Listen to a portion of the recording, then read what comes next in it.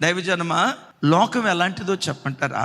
ఎవరైనా చిన్న వయసులో తండ్రిని పోగొట్టుకున్నారనుకోండి, వాడిని చూసి లోకం ఏమంటుందో తెలుసా? దురదృష్ట జాతకుడు, వాళ్ళ నాన్న ఆయుష్ తీసుకున్నాడు, బ్రతికిన కాలమంతా చిన్నపిల్లడికి ప్రేమను పంచడం దేవుడు ఎరుగు. మూలిగే నక్క మీద తాటికాయ పడ్డట్లుగా వీడి జాతకం మంచిది కాదు. అమ్మ కడుపులో పడ్డాడు, నాన్న తెచ్చాడు, అమ్మ కడుపులో పడ్డాడు, నాన్న తెచ్చాడు. ఈ మాటలు అంటూ ఉంటే ఆల్రెడీ నాన్నను కోల్పోయి అమ్మను కోల్పోయి దిక్కులేనుడు అయిపోయాడు కదా, వాడి ప్రాణం ఎంత అల్లాడిపోద్దో లోకం ఎరగదో.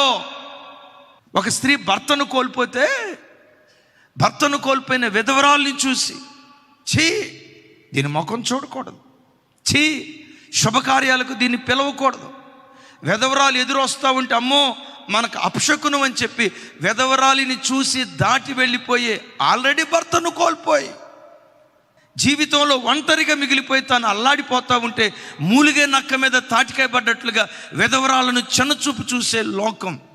అయితే ప్రభు బిడ్డలారా, తల్లిదండ్రులు లేని పిల్లలను ప్రేమించటం ప్రపంచ మానవాళికి నేర్పింది.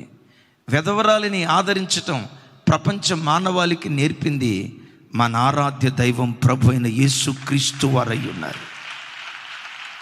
మీరు బ్రతుకుతున్న చోట విధవరాళ్ళు ఉన్నారు కదా, చిన్న వయసులో భర్తను కోల్పోయి వైధవ్యంతో అల్లాడిపోతున్న విధవరాలు ఉంది కదా, ఎప్పుడైనా ఆ విధవరాలను చూసి నాకు మంచి భర్త ఉన్నాడు, పిల్లలు ఉన్నారు, పాపం ఆ బిడ్డ ఆలనా పాలన చూసేది ఎవరో, ఆ బిడ్డకు నేను చేయగలిగిన సహాయం చేయాలని నీకు అనుకూలత కలిగినప్పుడు ఎప్పుడైనా విధవరాలను పరామర్శించినట్లుగా నీ జ్ఞాపకం ఉందా? తండ్రి లేని బిడ్డలు నీకు ఎదురుపడినప్పుడు, చిన్న వయసులో అమ్మా నాన్న లేక నాన్న ముఖం ఎలా ఉంటుందో తెలియక, అమ్మ ముఖం ఎలా ఉంటుందో తెలియక అనాథలుగా పెరుగుతున్న బిడ్డలు కొంతమంది ఉన్నారే.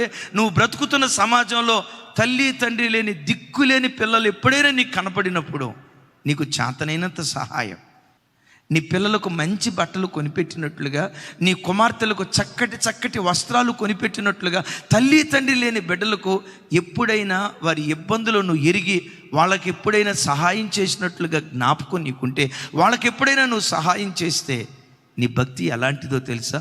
నిష్కలంకమైన భక్తి.